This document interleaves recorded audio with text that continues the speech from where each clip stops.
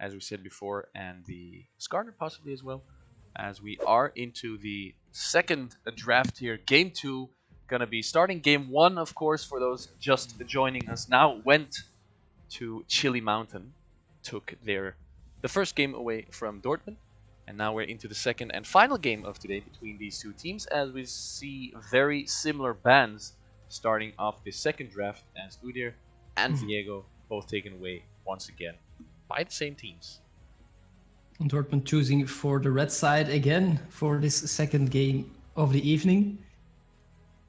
Up till now, not the bans that we expected. They did ban Viego as last time, so we won't be seeing this new champ. And there it is, the Skarner. And I'll be damned if we don't see that Zilean then as a third one locked in from Dortmund, because that really took them off. Of course, maybe they're only afraid of the Zilean-Skarner combo and not as much from the Zilean himself. However, I do think Biotic really showed them why they should fear his Zilean as a standalone pick as well. And now the Skarner is going to be taken away, of course. Seraphine taken away as well from Clover. They realize that Seraphine is a stupid champion and should not be played across the board. On the side of Chili Mountain, basically the same bans. Udir, Gragas, Nuno taking a lot of jungle heavy bans here, as first pick this time is going to be Hecarim. So they take away the Hecarim from Volantis, giving that to Teko Teko. Volantis Hecarim was okay, did some things in the early game, was 1-0-4. So taking that away from him is going to be, pretty big actually, maybe for his mentally. Yeah, that is very mean that he picks a Hecarim. It reminds me of the scene from How I Met Your Mother where Barney says, "I'm gonna kill you with your own gun" during laser tag. It's kind of what Teko Teko is gonna do now with Hecarim, picking it away from Volantis there. And we'll see if he has more success on the pony than Volantis had. Of course, he did too. Some good ganks early on, and that's where I feel like this champion really shines, to bring that early game in your favor. And if you can't do that, then he falls off a little bit. Of course, Hecarim scales well with the Zilean. Just saying, it's open, gives movement speed. Could be nasty, but they are hovering the trash, so maybe Biotic is like, Zilean, this is a little bit too easy. Just give me my other main, the trash. It's fine. Yeah, so of course he has two mains, basically. Well, not of course he has two, but I mean, we know he has two. Of course he has two. Not three, not one, two. So Thresh and Zilean are basically his most played champions. Picks up the Thresh here. Which is basically to be expected. They see the Rel pick on the side of Dortmund here. And Thresh is just good into Rel. He can stop the Rel jump thing, engage, giggity. So, that's basically why you pick Thresh into Rel. And the Sivir here gonna come through for drop, which I was not expecting at all. Works with Hecarim, I guess. Well, as I see it now, the comp from Chili Mountain is really, we go forward. We want to go forward, we want to go in, we want to go and destroy them. And as I see now, the team from Dortmund Esports, they have some answers to it with Orianna, who is a control mage, who can really zone them, make sure that they can move forward with the ball, with the shockwave. Rel can do the same in a peeling way with the Magnet Storm. Only Camille doesn't really fit in that picture, but she can go into the split push. But then I do want to see the last two picks also work in that same team that they have. Like, okay, they need to engage on us, and we have enough room to peel. So, for example, Xayah would fit really well in this comp, where she can just ult and pull back all the feathers and make sure that if they walk forward, they're gonna regret it. So that's what I want to see from Dortmund Esports, and that they do not scatter their comp in different directions, that you do not have any coherence at the end. Looks like they are going to go for the Lilia pick here into the jungle. We know Volantis likes to play Lilia as well. Lilia, of course, still a strong jungler. Teko Teko plays it himself as well, so knows what to expect in this matchup between these two junglers. Lilia, I guess she can just help her team prance around the enemies to back off. Has a lot of movement speed to get away. Has that sleep as well to disengage potentially if necessary. So they have quite some CC and disengage potential on the side of Dortmund Esports here to get away from the hard engage that is. Oh no way. No way. I don't. That's not a thing. That's just mean. That's just taunting the enemy. That's there's Biotic no way. is really. You know that Okay. Dortmund is doubting themselves as well right now. So is he really gonna pick it? Where's the trash going? What is happening? And of course, that mental needs to be strong at a moment like that. Renekton getting locked in, of course, will be going to a difference in the top lane, where he will be battling it out against Camille. And I believe that Renekton does fairly well into Camille, of course, as that click on stun, which you can hardly play against. And I'll be damned if I didn't call it. The Xayah is there. It's a great pick. It works in the team comp that they have and against the team comp that Chili Mountain drafted. So I'm pretty proud of Dortmund Esports for locking it in. You listen to me. You listen to me. We have some sort of telepathic connection here. Giggity. Okay, so I like the Xayah pick as well. You can at level 6 just jump with your ult. What's it called? Featherstorm. Away from Hecarim's engage with the Onslaught of Shadows. You can even decide to juke a hook or even a Rift Walk if you really have to. So there's a lot of potential there for Xayah to get away and to kite back against a team that's going to come running into her face really hard. And also, combined with the Rel, it's okay. Combined with Rel, I would have rather seen a Kai'Sa, but then in their team comp, that wouldn't have fit as well. But with the Rel, it should be fine. She can, with the CC Rel brings, she can get off her feathers relatively easy to then pull them back for a boatload of damage. And I kind of like Dortmund's draft here to kind of peel away and get away from the hard engage, and then let Camille actually, go into the later stage of the game and basically split push, and then she has to face Kassadin, I guess, later on in the game. But then, Chilla Mountains are going to miss their Kassadin in team fight, so it's going to be a bit of a balance they need to find. I'm a little bit confused with the Lilia pick. I do get it. I do see that they have some sort of wombo combo potential on the side of Dortmund Esports Wolves. With, of course, Rel pulling them all in with the Magnet Storm, Shockwave following up, Lilia just spinning around doing dots on everyone and singing a little lullaby for everyone with a big sleep. But kiting back for her and doing something useful at the same time is hard. She can't really do so much damage. She can spin around, but how are you going to do that against a sped up Hecarim and Kassadin? You're not really going to go far. I might have liked to see a Graves here. You can, of course, put the smoke screen down, jump backwards. No, he's not banned. Sorry, my bad. He's not banned. Thought it was banned. Graves would have been a better pick, I feel, here, because you also have the wombo combo. He's great in kiting backwards. He has some zone control as well. And maybe Lilia won't work as well in this comp, but we'll have to see. Maybe Valentis can prove me wrong. They do have potential to fight back this team of Chile Mountain, but as you said, Kassadin can be scary late game. He is that ticking time bomb, just like we know with champions like Gale, who at some point just get out of control once he hits level 16. So they will have to watch out for that moment. And of course, if you can, try to end the game before that happens. That's probably the plan. Both teams are pretty okay into the late game with Camille, of course, who can close to one-shot a lot of carries, a lot of low health champions, squishy champions with her true damage on her second Q, of course. Xayah into the late game, very strong as well. Pretty insane damage with a pullback on the feathers. But then on the other side, Chili Mountain, with the Kassadin level 16, as you said, once he reaches 16, he gets completely out of control with a 2-second, I believe, cooldown on his Rift Walk. Gonna do way too much damage for a lot of people to have to deal with. And then, of course, there's Sivir, which, doesn't get picked up all that often.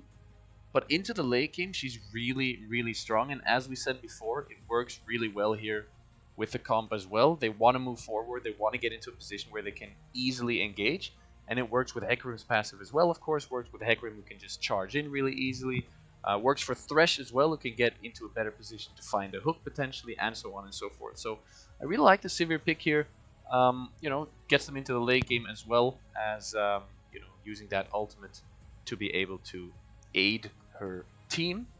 And it does look like we're gonna be loading into the game a little bit quicker here this time around.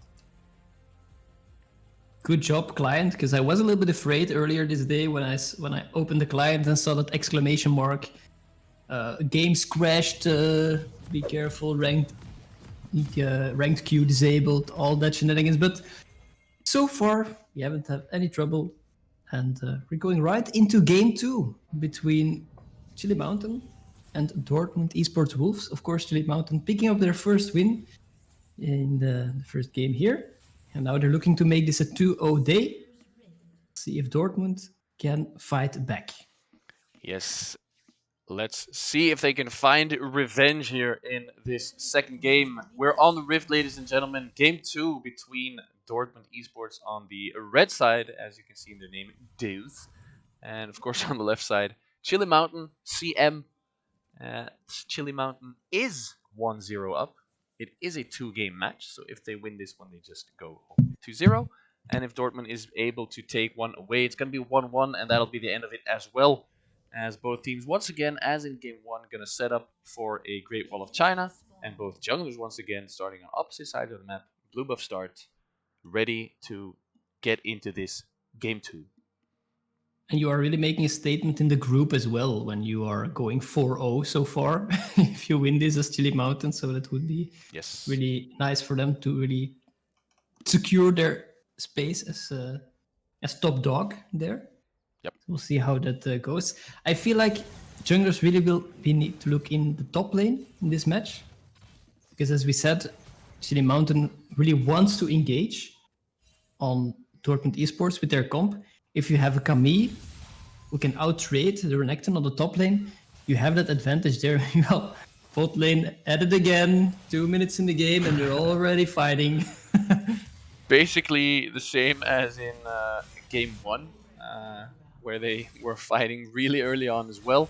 I think Rel probably missed her jump, or maybe didn't even start with her jump, and that gives the guys on Chili Mountain a bit of breathing room to actually free poke into the Rel and the Zaya. Something interesting to note as well, not really important yet, however, I'm just going to hold that thought as Annex is going to go really hard onto difference. He's going to run away, keep his flash there. What I was going to say, never mind, okay, it's going too hard. You know what, I'll just keep it for when everyone's dead and then I can say what I want to say.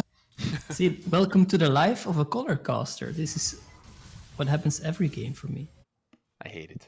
I have all these cool facts and these guys just keep throwing stuff at each other's face. It's really hard. It's hard world for casters. Meanwhile, Biotic Force playing that ranged champion again, putting pressure on the melee counterpart of him in the lane, which means that there is already a decent CS difference between X-Drop and Happens. Putting this Prio in the bot lane, make sure that those early Drakes will be likely to go for Teko as well. And for now, junglers jungling diagonally, really staying away from each other. I'm not sure if they are able to set up a dive here. Might be risky for them. Should be interesting as Clover has a little bit of trouble in the middle with the poke from Toasty's Orianna, of course. We've said this in Open Tour casts as well. Kassadin, as we see here, just goes for fleet footwork, and it all doesn't matter. Both junglers are going to be into the mid lane. Hecarim going to go really hard into Toasty. Has his flash, uses it as well to get over the wall. Double TP going to come in as Kassadin flashes away from that. Teko going really low. First blood is for Camille. Second blood goes to Renekton, and he's going to now chase on to Volantis Lilia. He's not going to be able to catch Raul. It's eventually going to be a 1-for-1 trade. Lots of resources put into mid lane. Whenever I see a Bambi Prance like that, it just taunts me so much. You want to get it, but you'll never get it, even though she's just making those little hops against the speed of light. And good play, good movement by the top laners here, both joining the fray, but of course NX just a tad earlier on the kill. You heard that first blood bonus. And red buff as well really puts her in a good spot in the lane. However, Teko is there. Teleport coming in from Toasty.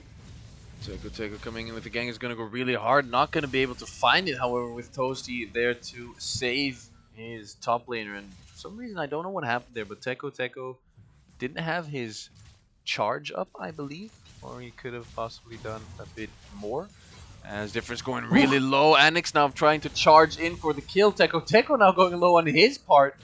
As top lane is a bit of a back and forth fest at this point. Clover looking to maybe find some damage onto Volantis. Finds it, but the return damage from Volantis is definitely there as well. When Anix took the third shot, I had a flashback from the previous game where he dove with Aurelia. Yep. But he made it out this time around. And he's out trading difference there. Most of the skirmishes that they have. However, of course, Anix not backed yet and is being pushed on a third now on top side. And it looks like that the bot lane of Dortmund Esports have recovered and they're not huddling under their tower anymore. They're trying to trade back. And of course, you do have that pressure once Rel has all her skills. A lot of CC, a lot of engage potential. But the X-Drop on Sivir, of course, has the spell shield to counteract with the Flay from Thresh. So it isn't certain that they would get anything out of it if they try to engage. I am guessing that they'll be waiting for the jungler to come and put some pressure there. But as I said before, I really want them to sit on the top lane. By the way, never mind. That once again, and that's where it is. All right. So, anyways, what I was gonna say, that was really clean actually. Lantern coming in, Biotic.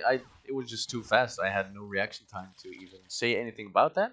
What I wanted to say is that Anix is playing without flash and using Ignite here. Teleport Ignite for a lot of kill pressure in the top lane, which not something we see a lot.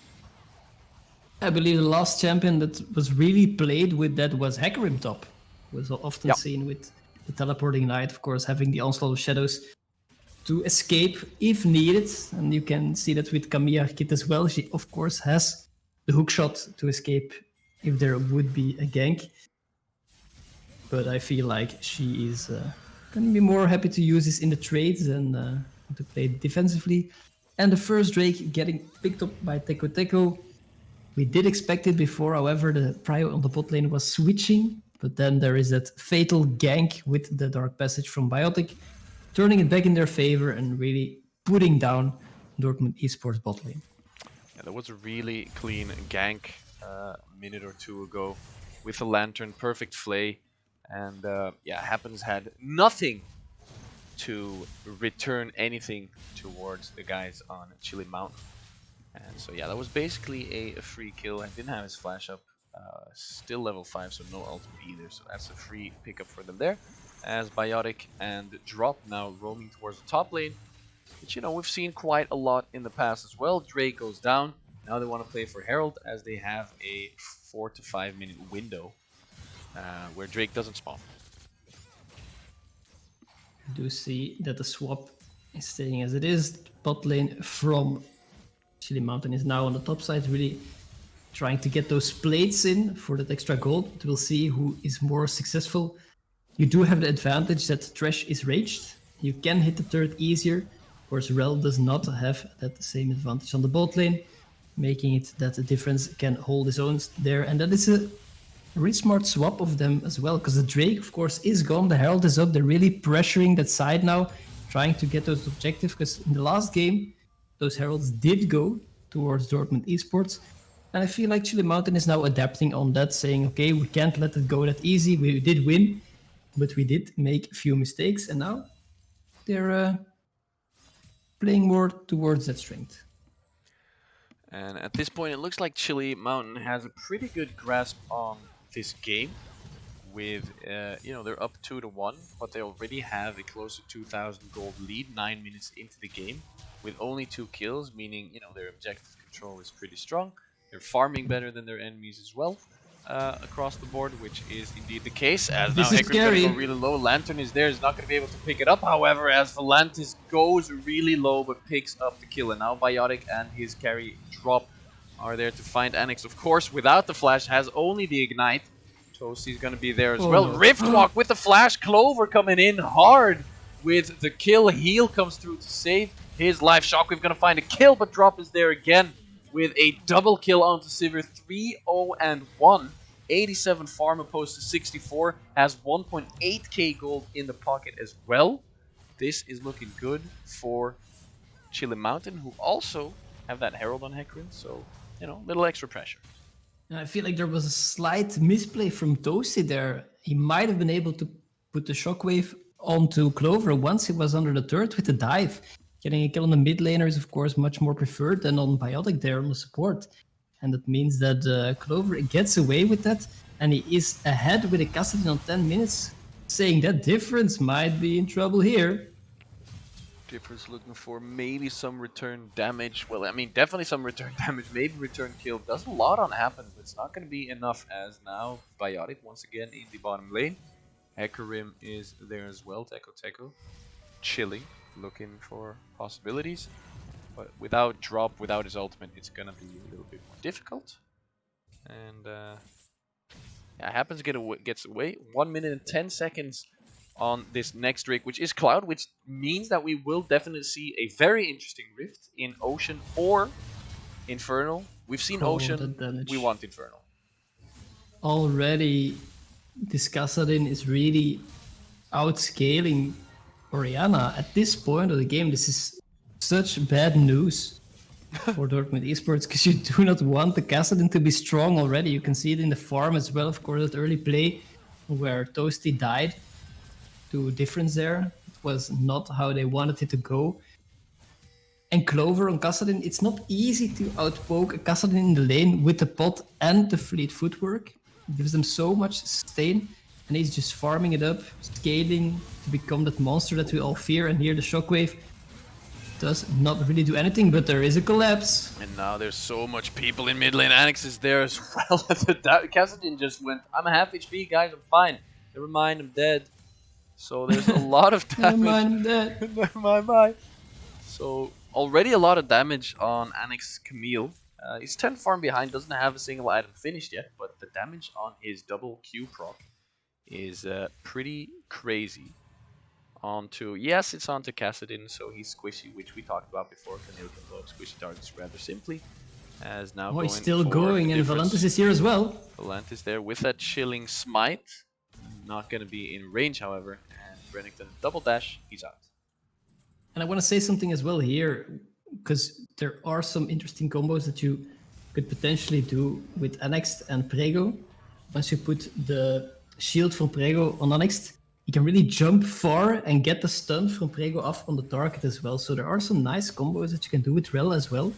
I saw it in the LEC as well with Rel and Kai'Sa, who can just jump in with the Killer Instinct and proc the stun like that from such a great distance.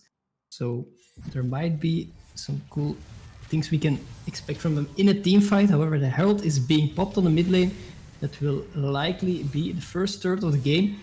And a lot of plates going in favor of Chile Mountain here. Decent shockwave there by Orianna, trying to just get them away from the turret. It's not going to be enough, however, so... You know, in the end, not really necessary. With the ward, Xayah is able to continue on to Teko, who decides against taking the lantern, uses also of shadows against the wall. A really strange play by Teko. They're not taking the lantern, using his onslaught of shadows, boinking his nose into a rock, basically.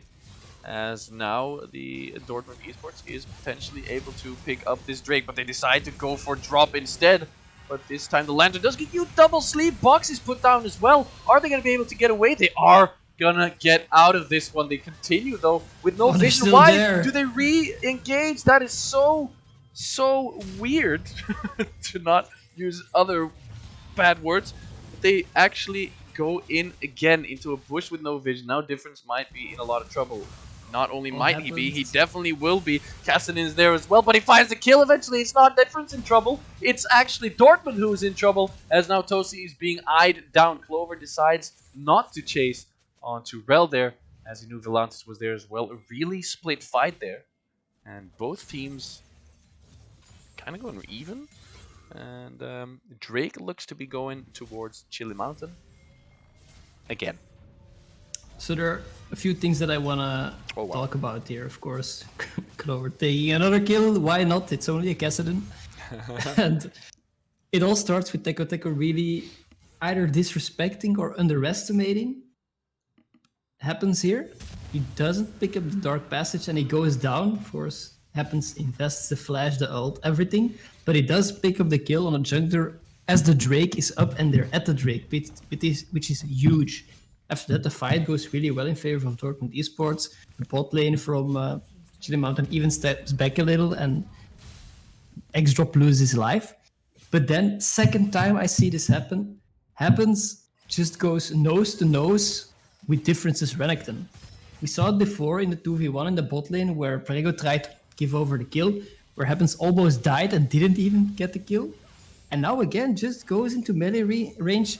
That crocodile is gonna maul your face if you really don't want to be there. You have to be scared of that stun, of all the damage that he has. So if Happens keeps doing this, he's not going to do a lot of damage. He's gonna see a lot of gray screen. He's gonna have to be careful. He's quite far behind on the Sivir as well. Has not been able to pick up his mythic kit. However, right now he is gonna be back in with probably enough gold too. Yes, indeed, he does pick up the Gale Force. So, you know, he's gonna be even more difficult to catch in these fights with the ultimate and the Gale Force and Flash.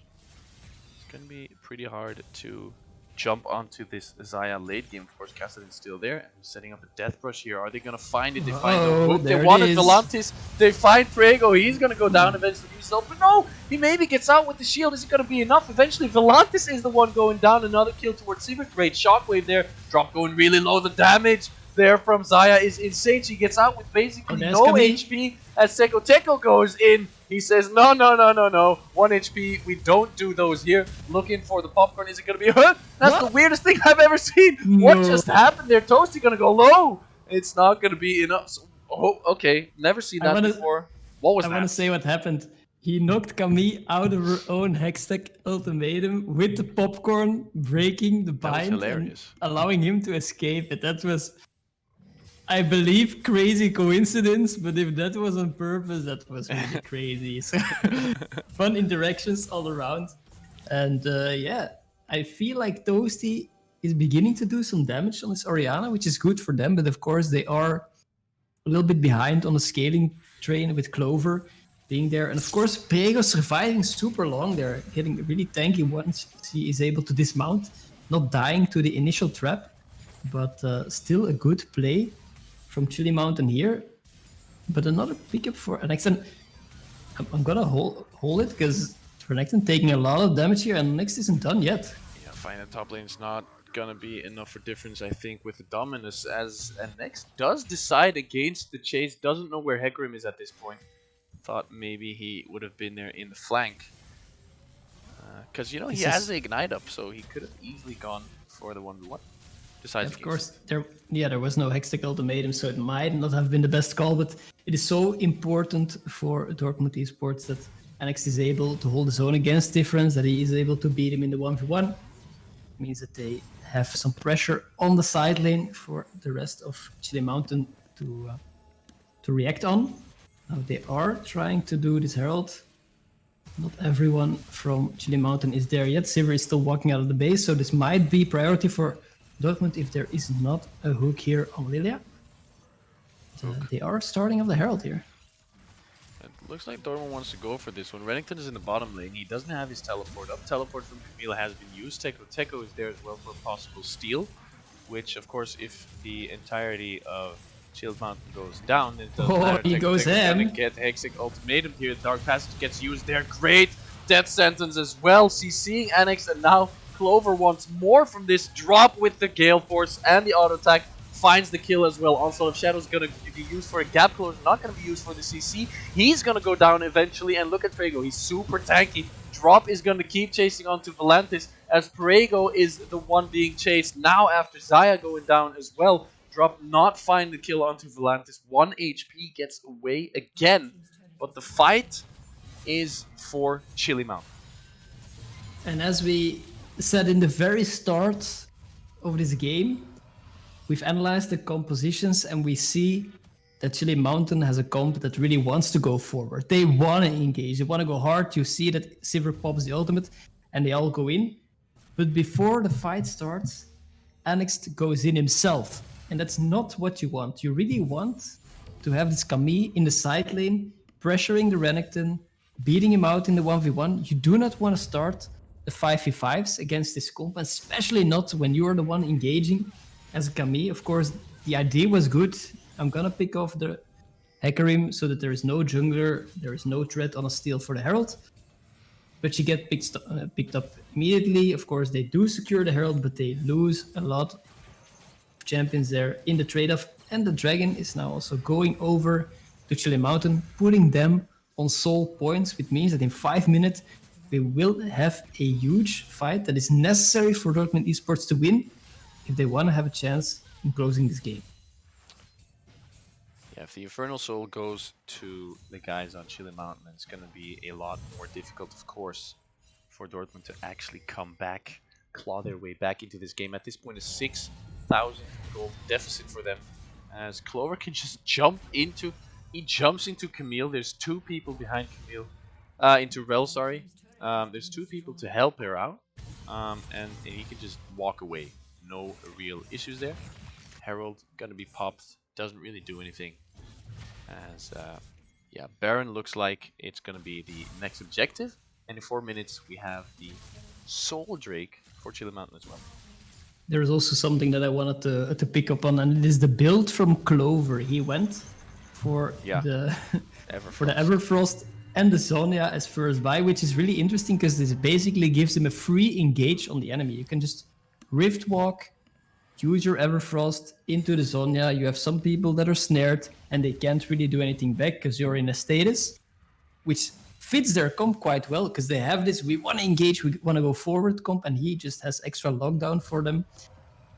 And you need to experiment a little bit because, of course, after the item changes, what do you go on Kassadin as first items? It isn't Rod of Ages anymore. Of course, the tier has been changed as well. What do you do now? How do you stay tanky? How do you stay alive as a Kassadin? And then the Zhonya early on and Everfrost with the health is not a bad alternative for him. So I kind of like what Clover is pulling here.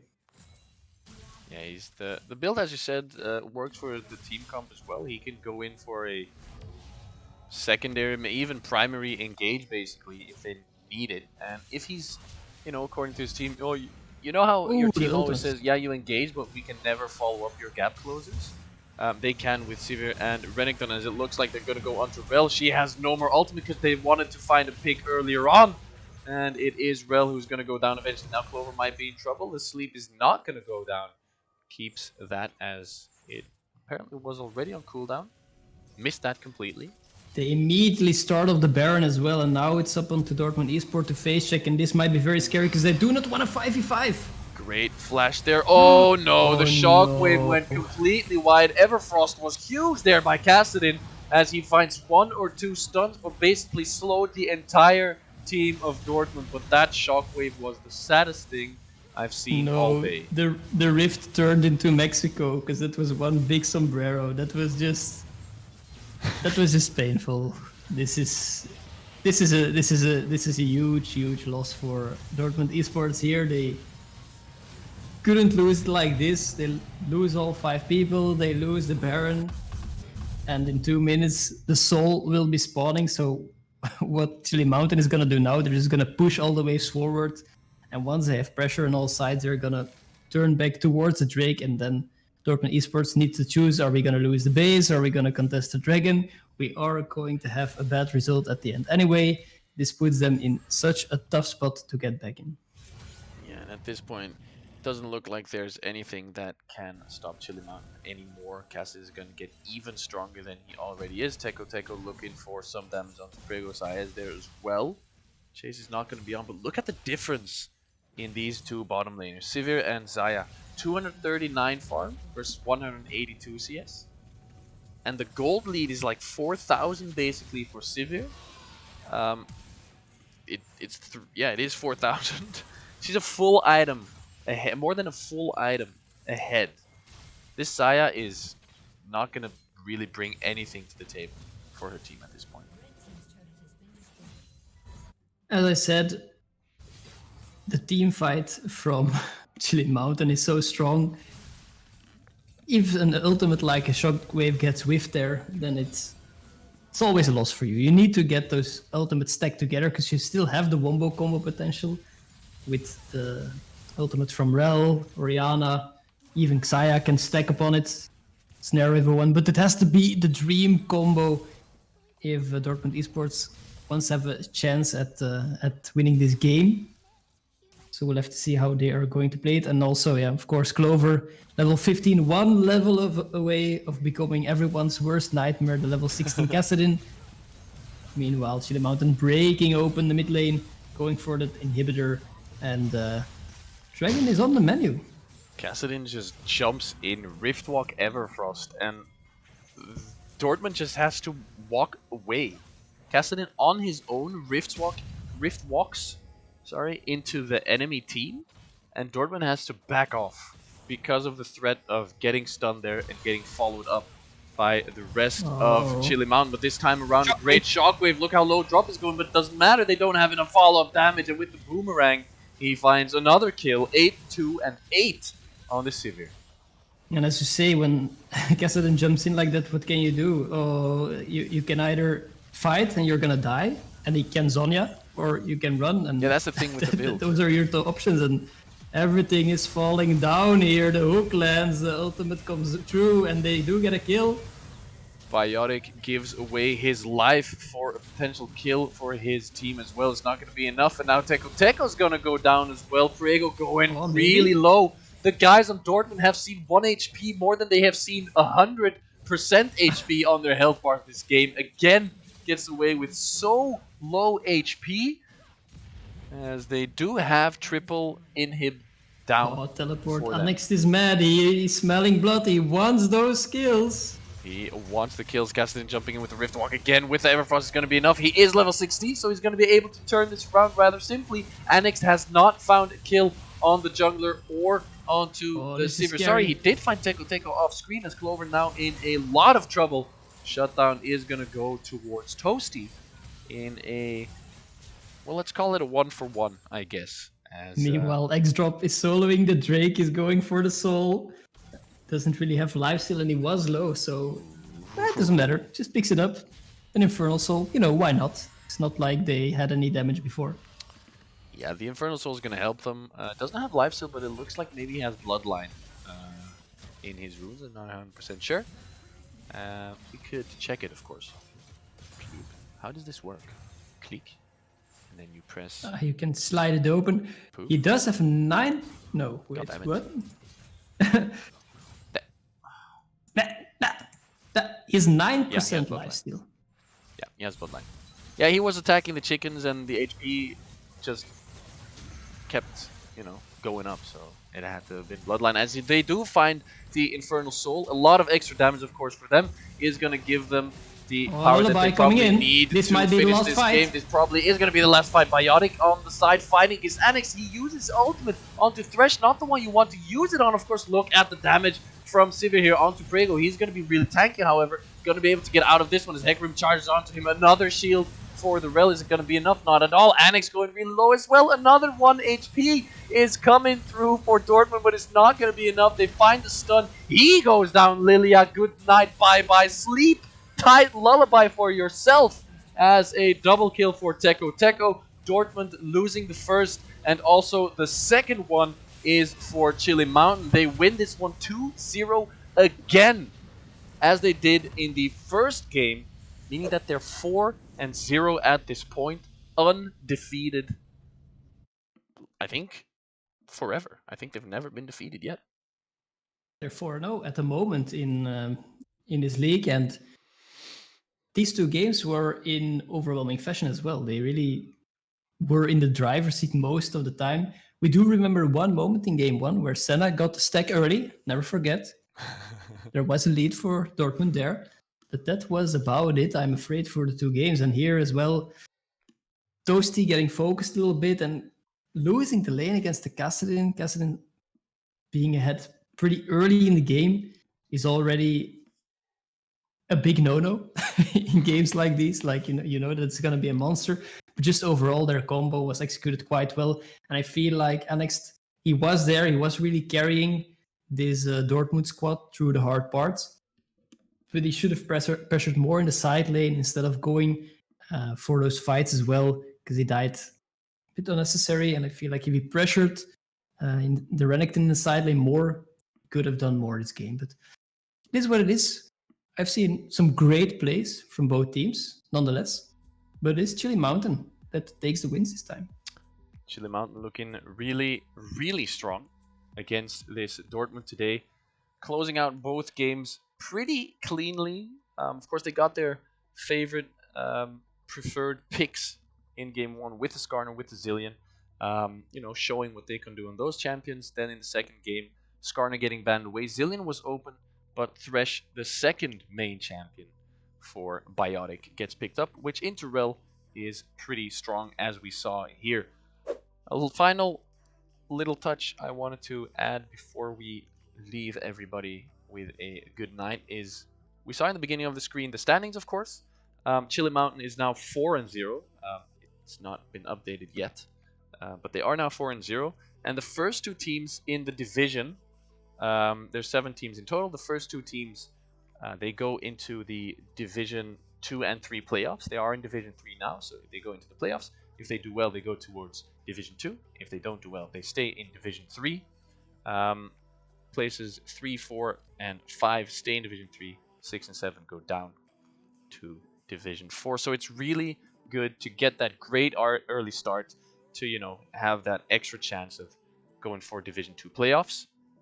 And yeah, that's going to be it for us, I think. Yeah, we of course want to thank everyone for watching here. Thanks for Chili Mountain for having us in our first cast in the German League. And everyone, have a good night, and we'll see you maybe next time. Peace.